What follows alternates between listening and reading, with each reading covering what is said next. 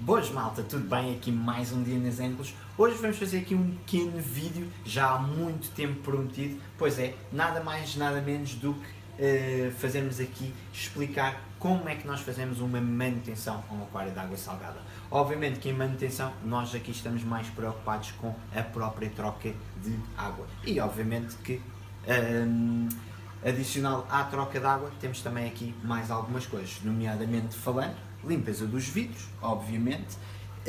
Havendo necessidade, felizmente nós neste aquário temos aqui dois bons animais que nos ajudam a manter a areia bastante limpa. Temos aqui uma charola de areia, um touro mexicano bastante grande. Se houvesse necessidade também, de certa forma, limpar a nível do substrato, mas também bastante importante em aquários que, à medida que os vossos corais vão crescendo, sejam eles aproximarem-se da superfície ou mesmo dos vidros, como é o nosso caso aqui com esta Seriatopora Hystrix, obviamente também isto é uma peça fundamental para manutenções de aquários de água salgada. Mas obviamente agora falando aqui um bocadinho da coisa mais importante, que é a limpeza, chamemos-lhe assim. Então, de que maneira é que se limpa um vidro de um aquário de água salgada? Há inúmeras maneiras, nomeadamente usar esponjas, lã, cartões plásticos, lâminas, enfim, há uma variedade imensa de artigos para vocês poderem limpar os vossos aquários. Nós somos grandes fãs dos MagFloat da Baker Magnetics, ok? Não se esqueçam, isto é a parte que fica de fora e não a de dentro. Infelizmente, às vezes as pessoas têm tendência a enganar-se. A mnemónica é muito fácil, a que é áspera com este tipo de velcro fica sempre no interior do aquário, a que é macia fica do lado de fora. Obviamente que pode-se e deve-se perfeitamente utilizar um limpador magnético para limpar vidros de aquários, sejam eles de água doce ou água salgada, e existem versões com lâmina. Nós temos esta, que isto não é da MagFloat, mas sim da Easy Blade, uma marca que infelizmente já não existe. Nós ainda temos aqui alguns artigos deles, mas são nossos, não estão disponíveis para venda. Porquê? Porque é que nós temos separado e agarrado aqui ao nosso MagFloat? Porque, por exemplo, devido a esta Seriatopora, como já referi anteriormente, é de todo impossível para nós limparmos esta zona do aquário com este MagFloat. Corremos o risco de partir o coral, ou pior do que isso, despegá-lo totalmente da rocha. Então, obviamente, existem mais artigos de limpeza. Estes, obviamente, vocês já sabem, não são vendidos propriamente em lojas de aquariofilia, que é nada mais nada menos do que um cartão de plástico ou mesmo uma escova de dentes. Mas, obviamente, há aqui mais alguns artigos que nós devemos utilizar quando estamos a fazer a manutenção aos nossos aquários e, obviamente, hoje é sobre aquários de água salgada, nomeadamente o quê?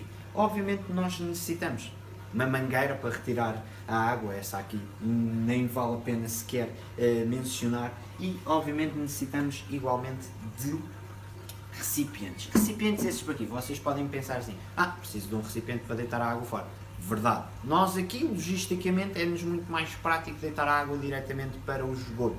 No entanto, este balde irá servir para fazer uma coisa muito importante que deve estar feita antecipadamente a vocês começarem a retirar ou a água do aquário ou mesmo começarem a fazer a manutenção do aquário, ok? Que é nada mais, nada menos do que a preparação do sal. E para isso nós, obviamente, necessitamos de mais algum tipo de equipamento. O mais importante, obviamente, será algum instrumento de medida para nós sabermos a que salinidade é que o mesmo se encontra, seja um densímetro, um refratómetro, um medidor de salinidade eletrónico, ou seja, qualquer coisa que nos permita fazer. Bem, mas obviamente agora sem mais demoras, vamos então começar aqui com a nossa manutenção. Então, tal como já tinha referido anteriormente, aqui um dos primeiros processos que a gente deve começar quando da manutenção é a limpeza dos vidros.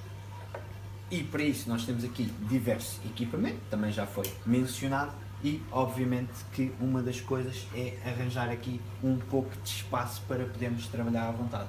Eu pessoalmente gosto bastante de utilizar aqui o tal Easy Blade, que nos permite retirar algas um pouco mais rijas, não que seja o caso aqui deste aquário mas eu mesmo sendo algas do estilo diatomáceas, como estão aqui neste vidro, eu gosto bastante de utilizar aqui este Easy Blade, como vocês podem ver, ele retira isto muito facilmente. Vocês obviamente estão-me a ver a trabalhar ainda com o equipamento ligado, obviamente, porquê? Porque eu ao soltar esta alga, esta sujidade, chamemos-lhe assim, dos vidros aqui do aquário, se pura e simplesmente eu tivesse todo e qualquer equipamento desligado, toda esta sujidade poderia ir para o leito do aquário. Assim pelo menos ainda estamos a dar aqui alguma hipótese ao nosso escumador e à nossa bomba de circulação de encaminharem parte desta sujidade, obviamente, para o escumador. Como vocês conseguem ver aqui nesta zona, perto da Seriatopora, eu já não me consigo aproximar muito mais dela com o MagFloat. Obviamente que depois nesta fase o ideal é trabalharmos ou com cartão plástico, e não se esqueçam que apesar do cartão plástico não estar sequer a tocar perto da Seriatopora, os meus dedos já estão muito perto dela. Por isso, e mais uma vez, há certas zonas do aquário em que nós nos vemos obrigados a limpar, por exemplo, com uma escova de dentes, de modo a não interferirmos com os nossos corais. Agora que já acabamos aqui a tarefa bastante árdua, não, aquário bastante pequeno, de limpar os nossos vidros, aqui com o auxílio do Easy Blade, uma escova de dentes e de um cartão de plástico. Felizmente conseguimos nos manter fiéis ao nosso propósito, que era não partir, ou pelo menos dar toques aí em um coral. Não foi preciso andar aí de alicate em punho a remediar alguma coisa. Vamos agora passar para o passo seguinte. Mas tal e qual como eu disse logo no início do vídeo, uma das coisas que às vezes as pessoas se esquecem de fazer, que é, ok, já limpei os vidros, para agora toda aquela sujidade que estava agarrada aos vidros, ou seja apanhada pelo escumador, ou está dispersa na coluna d'água, a porção dessa água que nós vamos aproveitar para aspirar e retirar também grande parte dessa sujidade, mas obviamente que, ok, começa a tirar água, um ou outro coral começa a ficar mais perto da superfície, ou mesmo fora d'água, e depois esquecem-se de uma coisa muito importante: ainda não tenho a minha água feita. Ok? Então agora, antes de começarmos aqui na parte de retirar algum equipamento, proceder à sua limpeza, vamos falar primeiro aqui de fazer sal. Nós vamos utilizar, que é o sal que temos utilizado sempre aqui neste aquário desde o seu início, que é o Sea Salt da Aquaforest. É o sal mais simples dele, não é aditivado como o Reef Salt ou mesmo como o probiótico. Nós, obviamente, e quem já veio aqui às Anclos sabe o quão fácil nós temos tanto água de osmose como este mesmo sal à disposição de um manípulo, de uma torneira, mas nós, obviamente, sabemos que a maior parte dos nossos clientes não tem isto em casa. Muitos deles até vêm cá comprar a água já feita e é muito mais simples para eles, mas nós aqui vamos, de certa forma, explicar como deverão proceder fazer água salgada para poderem trocar no vosso aquário. Este é um aquário que tem cerca de 100 litros teóricos, nós aqui vamos aproveitar para fazer cerca de 15 litros, mais ou menos. Então, para isso, vocês necessitam da água de osmose. Eu aqui, obviamente, não vou ter aí uma osmose ligada a produzir 15 litros de água. Vamos retirá-la do nosso depósito diretamente. E 15 litros num balde destes há de andar aqui mais ou menos por aqui, mais coisa, menos coisa, mas lá está. E mais uma vez, e por isso é que nós devemos ter sempre instrumentos de medida de salinidade, neste caso é um densímetro, para garantirmos que isto vai ser, como se costuma dizer em belo português, a olhómetro. Pode sempre haver um pouco mais de água, menos de água, nós deveremos sempre retificar a salinidade. E não só, não se esqueçam de outra coisa também muito importante: os sais são higroscópicos. Significa o quê? Que eles absorvem umidade. Por isso, muitas das vezes, principalmente se o sal estiver aberto numa zona de muita umidade, e uma loja de aquários, por exemplo, é o sítio ideal para que isso aconteça, o sal poderá absorver bastante água. E depois, nós aqui vamos usar os copos da Aquaforest, mas mesmo assim deverão sempre retificar a salinidade com um destes instrumentos de medida. Porquê? Não só nós não estamos a medir o volume de água exatamente que queremos. Eu acho que estão aqui 15 litros, mas podem estar 16, como podem estar 14 ou outro qualquer volume.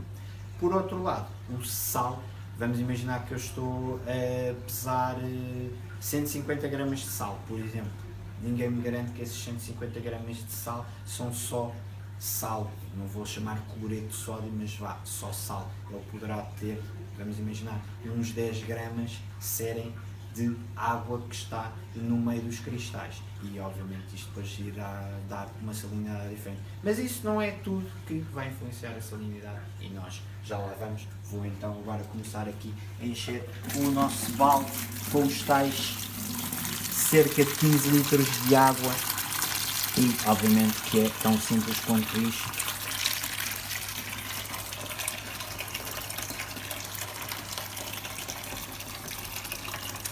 Obviamente, e é perfeitamente normal a água ficar sempre com esta turbidez, porque nós acabamos de escovar 3 vidros do aquário, obviamente, e todas essas partículas irão ficar suspensas naquilo de água.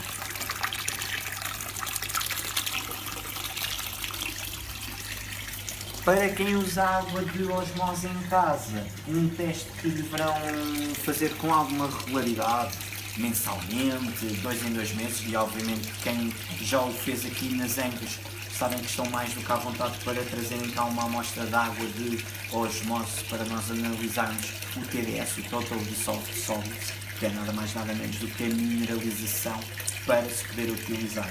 Por norma, nós somos apologistas que devemos utilizar águas de osmose com mineralizações para reposição, ou seja, a água que vai evaporando e nós vamos utilizar essa água única e exclusivamente para repor. Nós somos apologistas que essa mineralização não deve exceder ali os 15 ppm ou, se preferirem, miligramas por litro. No entanto, para fazer água salgada para um aquário, aí nós, como é uma quantidade de água maior, e atenção que nós não sabemos a que é que se deve essa mesma mineralização. Vamos imaginar que tenham uma mineralização na vossa água de osmose de 5 ppm. Esses 5 ppm, por exemplo, podem ser silicatos, podem ser nitratos, podem ser fosfatos, e vocês sabem que, por exemplo, estes 3 que eu mencionei, podem também ainda ser mais outras coisas, podem ser suficientes para vos causar mais algas do que é normal, ok? Por isso convém vocês de tempos a tempos irem analisando a mineralização das vossas águas de osmose. Okay. Agora falando um pouco no sal, eu já falei na mineralização da água de osmose, mas agora falando aqui um pouco no sal. Então o que é que acontece? Apesar disto não ser um sal muito aditivado, é o sal mais simples da Aquaforest, não se esqueçam de uma coisa muito importante. Estes sais, principalmente sais sintéticos, existem sais naturais, como por exemplo o Red Sea, o Coral Pro da Red Sea, por exemplo, é um exemplo. Estes sais devem ser sempre abanados, mexidos, sempre. Antes de fazerem qualquer tipo de água salgada, vocês devem os agitar sempre. Porquê? O sal que aqui está dentro, por ser sintético, isto não é único e exclusivamente cloreto de sódio, ok? Não é. Isto são muitos mais minerais que aqui estão no estado sólido, ok? Atenção, quando eu digo estado sólido, às vezes vocês podem ler numa embalagem de qualquer produto, por exemplo, o Baling utiliza-se sulfato de magnésio heptahidratado. Significa que na forma cristalina, o termo correto não é molécula, mas pronto, cada molécula de sulfato de magnésio tem 7 moléculas de água a rodeá-lo. Isto na rede cristalina. Significa que se vocês fizerem as contas ao peso daquela quantidade, daquele sal mineral, chamemos-lhe assim, há aqui agora um problema porque a maior parte das pessoas entende sal como sendo só cloreto de sódio, mas por exemplo, sulfato de magnésio não deixa de ser um sal, não é o sal que nós estamos habituados ao cloreto de sódio. Isto tudo para dizer o quê?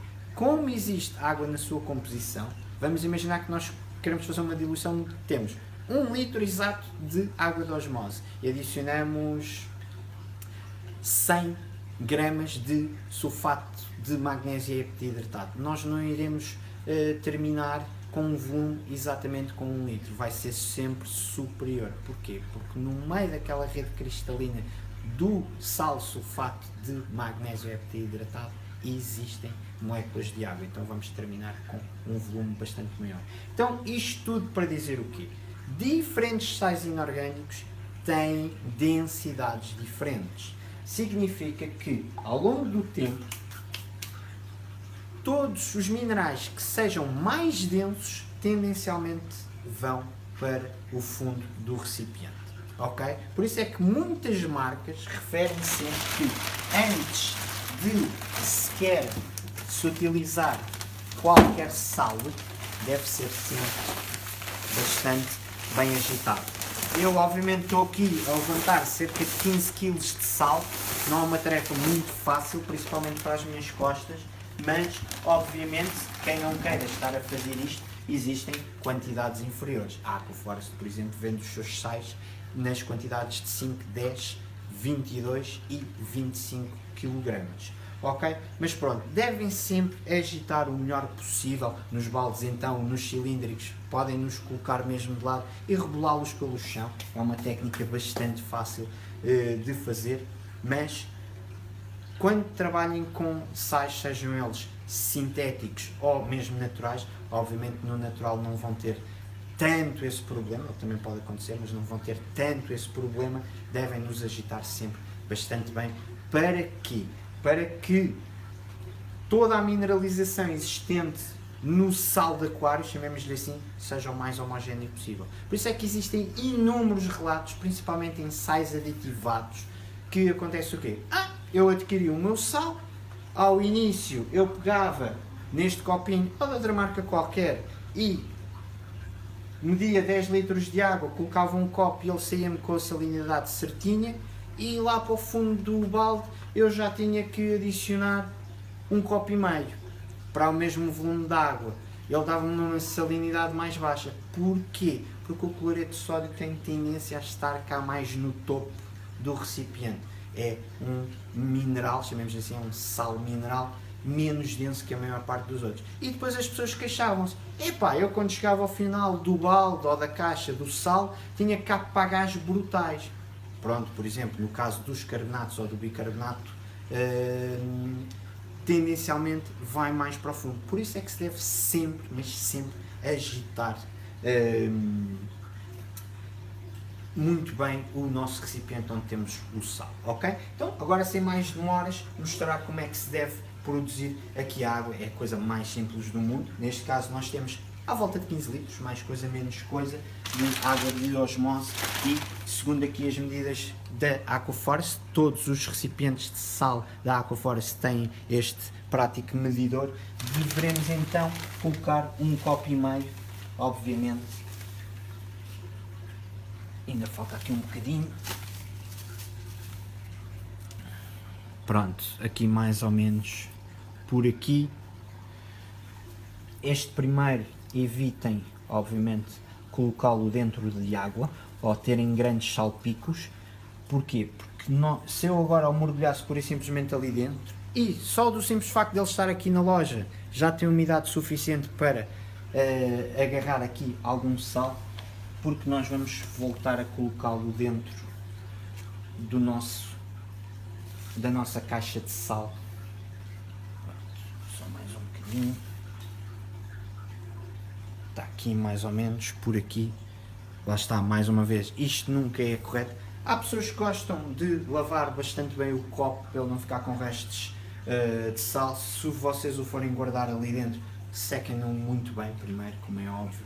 Eu aqui vou pura e simplesmente colocar este resto. Obviamente que o peso de sal que se encontra aqui é praticamente desprezável face ao que está dentro do balde, mas só para terem uma noção de como é que esse processo deverá ser feito, é tão simples quanto passarem-no várias vezes pela água mais cimeira, mais isenta de sal, e depois, obviamente, colocarem-no à parte. Não o coloquem dentro do vosso recipiente e, obviamente, esta mão esteve dentro d'água, evitem ao máximo de a colocar novamente dentro do recipiente, e todos eles trazem aqui uma presilha, um atilho, para nós os podemos guardar mais isentos de umidade. Agora que já acabamos aqui de produzir a nossa água, que é como quem diz, adicionamos o sal à água da osmose, agitamos, e aqui a agitação foi única e exclusivamente feita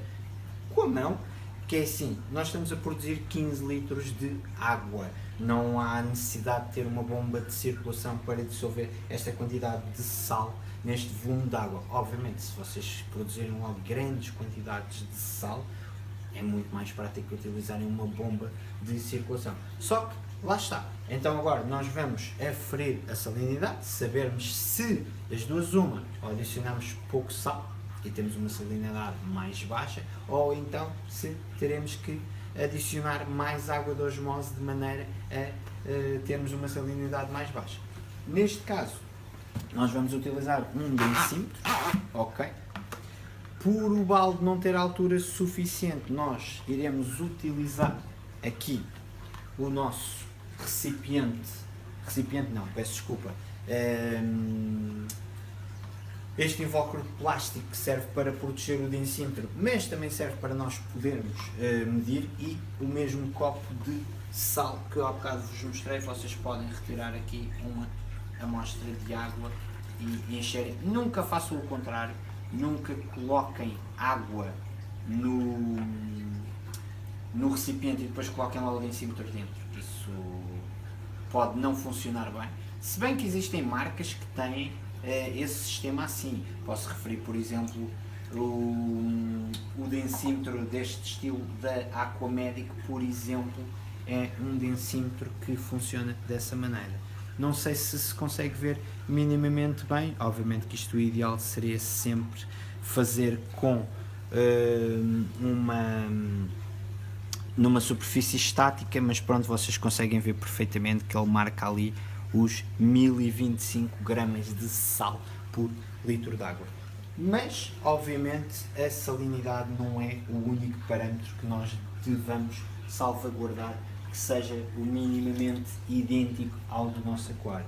Pois é, tal e qual como já referi há pouco tempo, devemos também salvaguardar que a temperatura também seja o mais parecida. Eu aqui estou a dizer o mais parecida, porque é assim, obviamente se vocês tiverem água do vosso aquário a 25 graus, por exemplo, a vossa água da troca de água não tem que obrigatoriamente estar a 25 graus. Se tiver mesmo 25 graus e meio, por exemplo, vocês podem perfeitamente utilizar essa água. Então, para isso, nós aqui, só para efeitos demonstrativos, vamos utilizar um data logger para se poder ver, porque nos dá a indicação da temperatura digitalmente, mas obviamente vocês podem usar um simples termómetro analógico que possam ter no vosso aquário para fazerem este controle da temperatura. Então isto é tão simples. Por exemplo, neste caso eu vou colocar aqui a sonda, que está obviamente protegida aqui por uma manga em frente à bomba de circulação. Convém sempre colocar numa zona de boa circulação. Ele está aqui praticamente perto dos 25 graus, obviamente indica aqui 24.9. Vamos então agora testar a que temperatura é que está aqui no nosso balde. Obviamente será bastante inferior e deverá andar a rondar os 23 graus. Ou seja, estamos a falar aqui de uma diferença de cerca de 2 graus entre as duas águas. E lá está, tal como eu acabei de referir, 2 graus não é a mesma coisa que meio grau. Por isso, obviamente, uma das coisas que também dá bastante jeito é ter um termostato para aquecer a água. Agora, não se esqueçam de uma coisa, às vezes as pessoas podem pensar, mas fogo, ter um termostato só para aquecer a água. Isso agora vai depender muito do volume do vosso sistema, porque é assim, vamos imaginar, eu aqui no nosso aquário temos um termostato de 150 watts. Eu, obviamente, que enquanto estiver a limpar os vidros, o restante equipamento, eu posso tirar o termostato, limpo logo o termostato e coloco no meu recipiente para ir aquecer na água. O problema é se o meu termostato não tiver uma potência muito grande de maneira que me consiga elevar, e isto principalmente no inverno, me consiga elevar a temperatura da minha água nova, chamemos-lhe assim,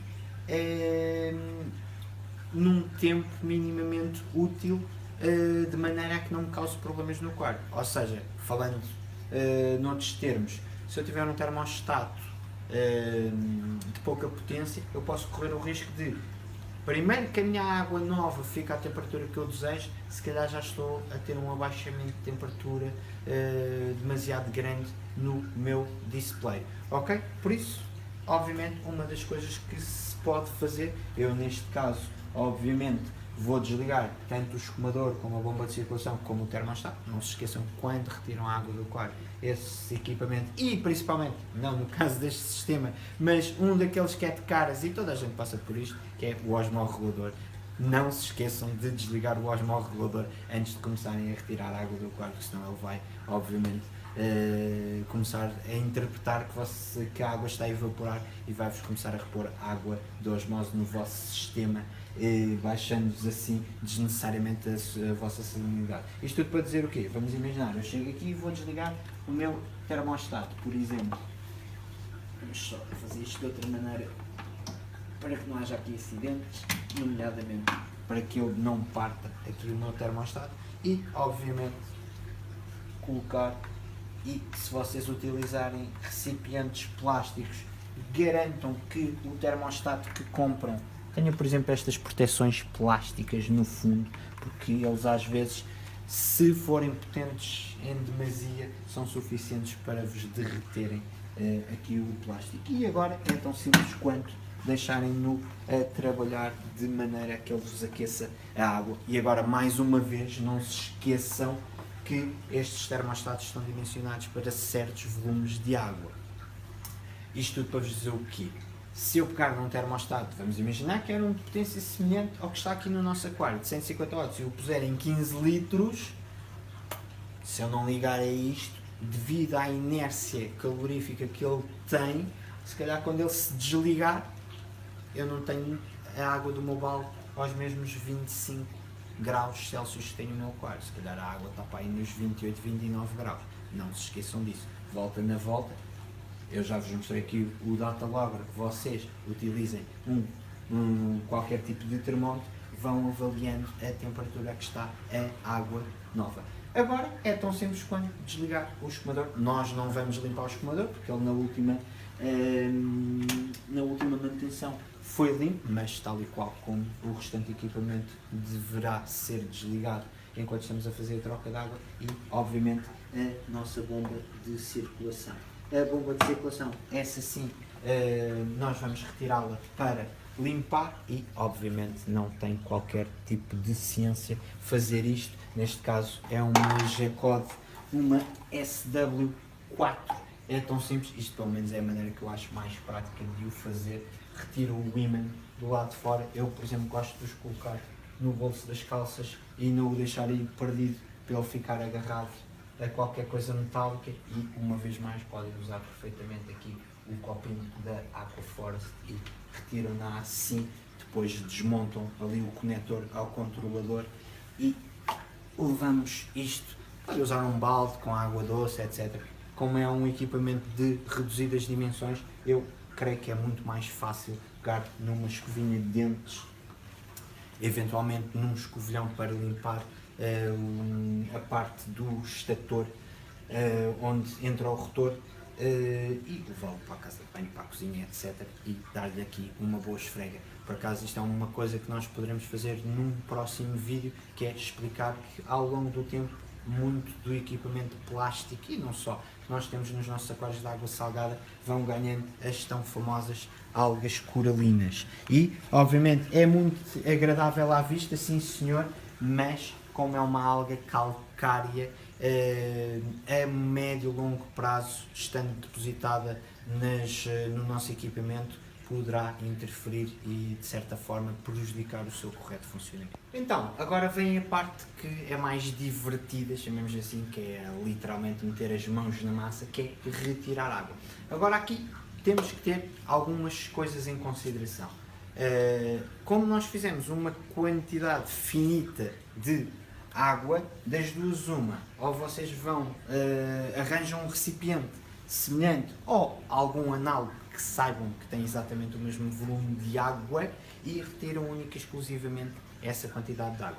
Ou então podem fazer outra coisa, que é pegarem na área do vosso aquário, pegarem nesse volume de água para saberem mais ou menos em termos de altura que quantidade de água é que devem retirar. E depois aí, das duas uma, ou usam uma espécie de um post-it para vos marcar a altura, ou com um marcador marcam a altura da água até onde é que devem tirar. Porquê? Porque lá está, mais uma vez, o que não deve acontecer, não é que não possa, o que não deve acontecer é vocês retirarem água a mais e quando voltarem a colocar a água que neste preciso momento ainda está a aquecer novamente no vosso aquário, o que obviamente não querem que aconteça é que nos falta água. E às vezes as pessoas até se esquecem e ligam logo o osmorregulador e, uma vez mais, o que vai acontecer é que vão ter um abaixamento de salinidade desnecessário que vos poderá, dependendo da quantidade de água que puserem desnecessariamente, poderá-vos causar problemas a nível osmótico, tanto nos corais como nos peixes.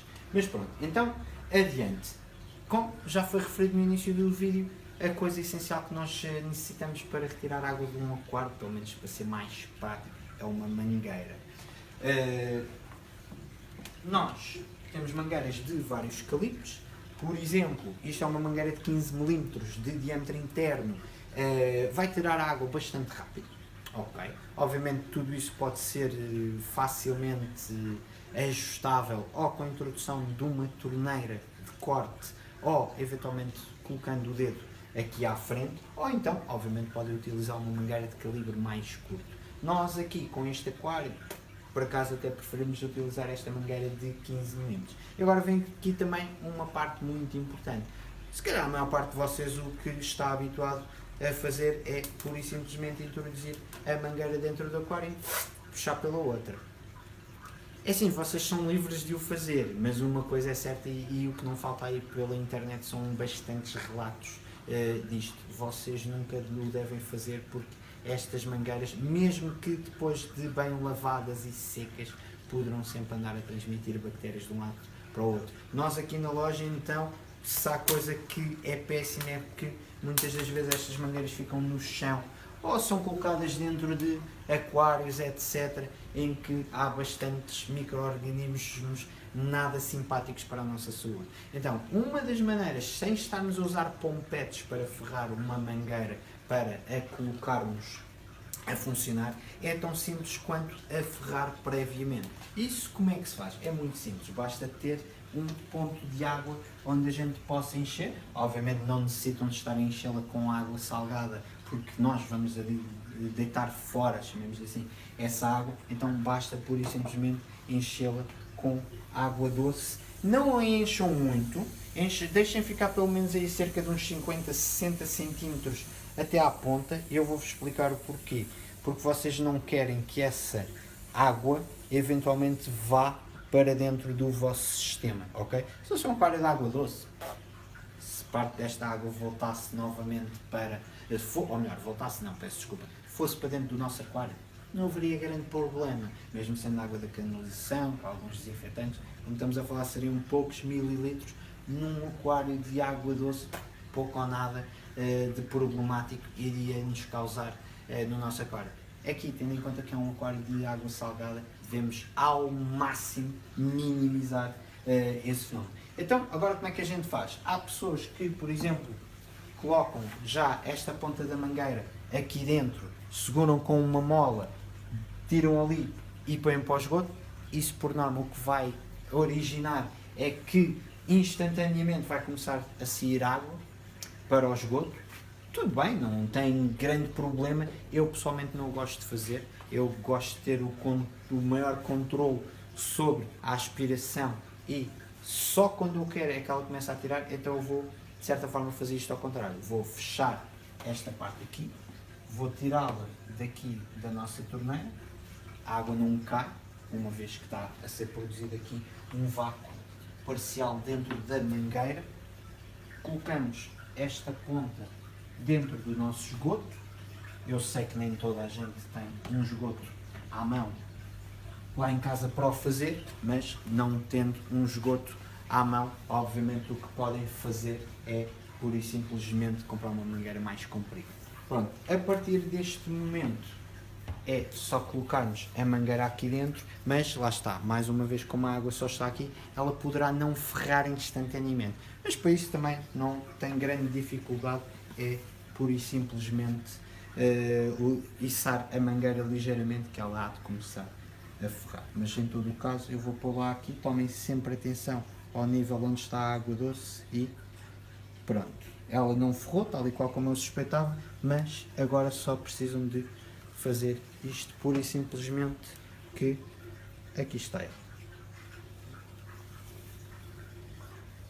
Vocês estão a ver o ar a expelir todo, também pelo barulho nota-se logo e aqui está. E obviamente que eu agora gosto sempre de ter o dedo à frente para evitar aspirar algo que não queira. Não se esqueçam, se tiverem sujidade sobre alguma rocha, sobre algum coral, comecem sempre por aspirar de topo, nunca se esqueçam disso, porque se começarem a aspirar logo no fundo do vosso aquário, quando chegarem à parte de quererem aspirar, por exemplo, nós conseguimos ver ali minimamente com alguns detalhes sobre aquele prato de Montipora e eu vou tentar aqui aspirar com jeitinho. Evitem ao máximo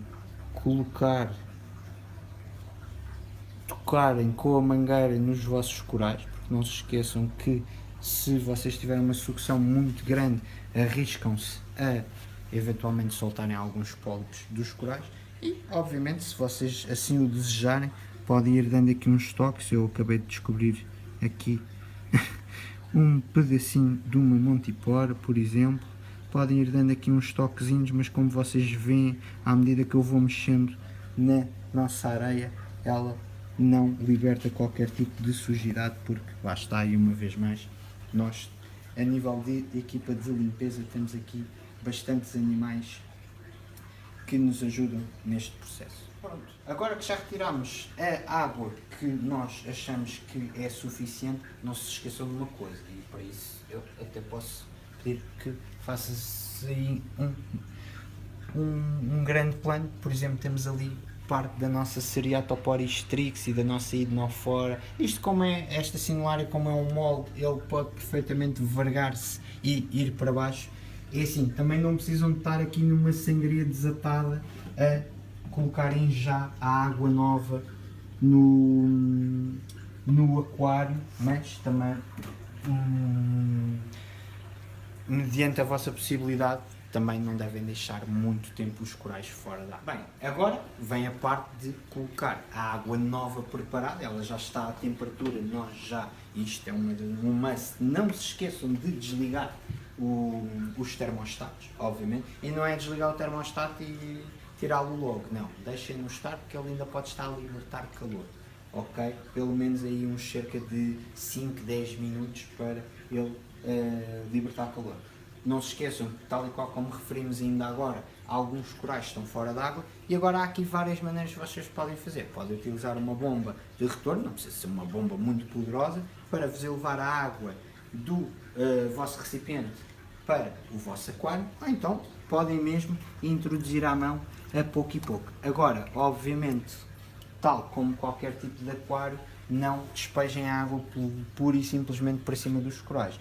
Uma técnica que vocês podem fazer é mergulhar este recipiente, vertê-lo e libertar a água e irem-no fazendo assim sucessivamente.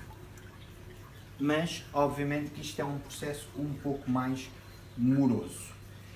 Obviamente, quem tem sistemas que trabalhem com SAMPs por baixo do display, uma técnica também bastante fácil é ligar a bomba de retorno e aquela pouca água que têm na SAMP,